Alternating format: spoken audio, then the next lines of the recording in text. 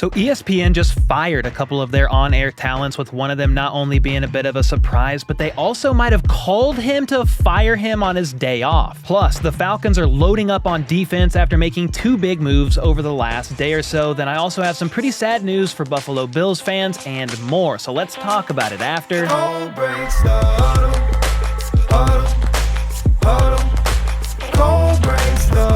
All right, first up is some news that dropped late yesterday that I wasn't able to include before yesterday's video was released, and that was the Patriots actually trading Pro Bowl linebacker Matthew Judon to the Atlanta Falcons. The cost of Judon was a 2025 third-round pick to acquire the 32-year-old pass rusher, and it's a little bit of a risk involved here for the Falcons, as Judon's 2023 season was cut way short when he left the fourth quarter of Week 4's matchup against the Cowboys with what was, I think, initially described as an elbow injury, but he actually ended up tearing his bicep and needed it surgically repaired. This, of course, ended his season, though he looked great before the injury, racking up 4 sacks in his first 4 games. Then, honestly, he looked really good in years prior to 2022. He had a career-high 15.5 sacks, and then in 2021, he had 12.5 sacks. So, I would say, based on history minus the injury last year, it's safe to assume he's got plenty of gas left in the tank, and with him entering the final year of his 4-year, $56 million deal, Judon is only set to make a base salary of $6.5 million. So, yeah, he obviously believes he's worth more than that, and didn't seem happy once he and the Patriots couldn't come to an agreement on new terms this offseason. And I believe that's a key factor in why he ended up getting traded. But get this. The Falcons traded for him before they hammered out a contract for the 2025 season, yet reportedly planned to work toward one before the start of the season. And the reason I have a little bit of an issue with that is if you look at the Hassan Reddick situation with the New York Jets, I'm not sure that's the best idea to trade for someone in good faith that something can get worked out down the road. But here we are. It looks like the Falcons, though, are moving money around to free up some cap space, with Jeremy Fowler announcing today they restructured the contract of Pro Bowl guard Chris Lindstrom by moving part of his $12.5 million base salary into a signing bonus. So maybe that's to give them some wiggle room on negotiating an extension of sorts, or even a reworked 1-year deal for Judon that includes more money, or maybe it's to sign high-profile free agent safety Justin Simmons. Former NFL safety Sua Cravens reported today that, per source, Justin Simmons is finalizing a deal with the Falcons. Sua and Simmons played together in Denver back in 2018, so there may be some real traction to this, and you know what? Good for Justin Simmons. Would have loved him on the team with the Kansas City Chiefs, but their safety room's pretty full right now. He's a great ball player, and I'm happy to see him, if this actually pans out, land on another team this season. And lo and behold, shortly after this, it was confirmed that Justin Simmons signed a 1-year, $8 million deal that includes $7.5 million guaranteed. And that's why they restructured Chris Lindstrom's contract, and so the Falcons have now made 2 pretty significant defensive moves over the last 2 days. Now, I do want to circle back to the subject of torn biceps because I have some rather unfortunate news for Buffalo Bills fans, or just fans in general of the sport of football, and that is linebacker Matt Milano sadly tore his bicep during Tuesday's practice. And I wish this was some sort of sick joke, but nope, he's out indefinitely and will soon undergo surgery on his torn bicep with the hope of trying to return later this season. Reports are sometime in December, or if the Bills make it back to the playoffs, which they likely will, we might see a Milano return for their playoff run. But either way, this is just a tough break for a top 10, arguably a top 5 linebacker in the NFL when healthy, because the guy just fractured the tibia in his right leg in Week 5's matchup against the Jags. So this is back-to-back major injuries, and you really do hate to see it. Something else I don't really love seeing is this very odd take from Gary Stryuski when he gave a very unexpected answer to this question.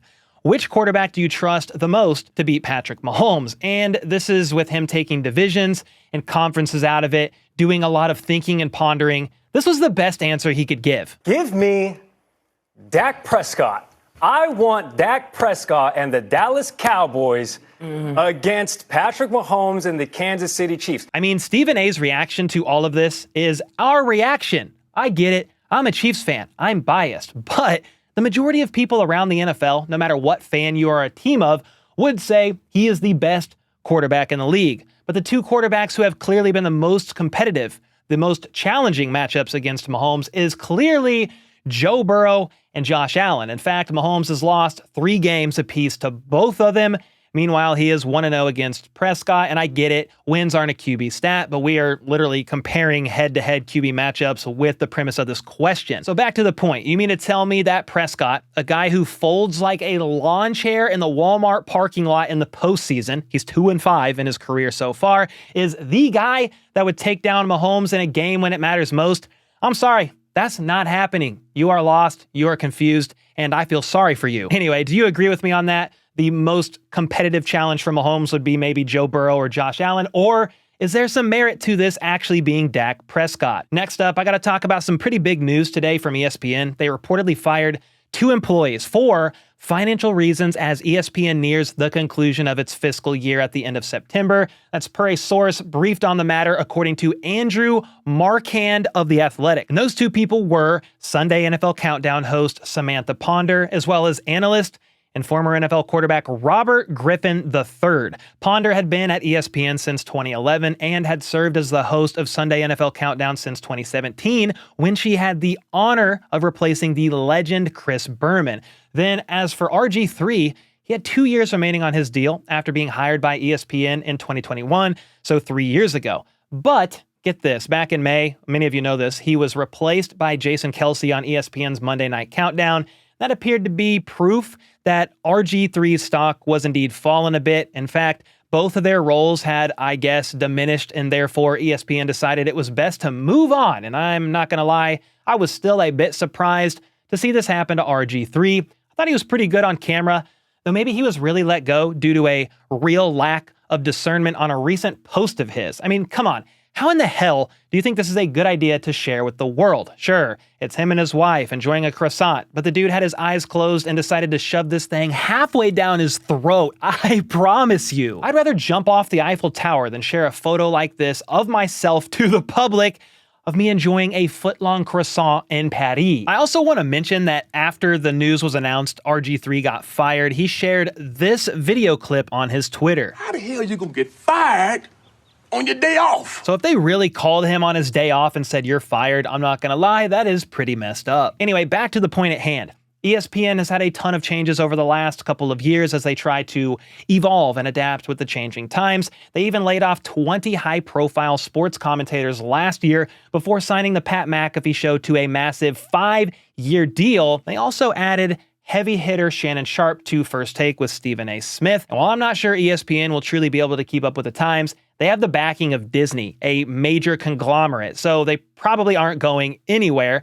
They do, though, have the chance to do the funniest thing ever. Skip Bayless was recently fired from FS1 after being there since 2016. Okay, so maybe fired is the wrong word, but he was on the last year of his contract and they weren't gonna renew it because his show plummeted after Shannon Sharpe left, but before that, he was with ESPN for 12 years. So hear me out.